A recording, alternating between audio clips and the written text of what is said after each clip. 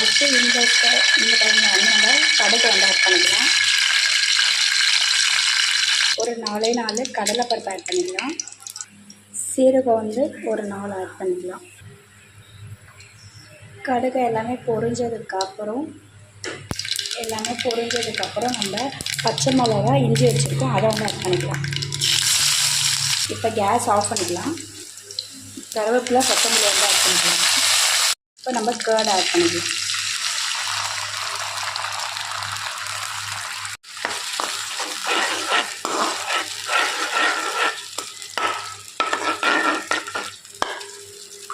இப்போ தேவையானது உப்பு ஆட் பண்ணிக்கலாம்.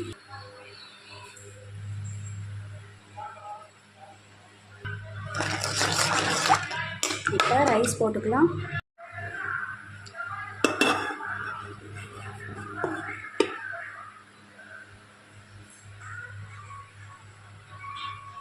நம்மளோட கோவில் ஸ்டைல் கர்ட் ரைஸ் ரெடி. வாங்க சாப்பிடலாம்.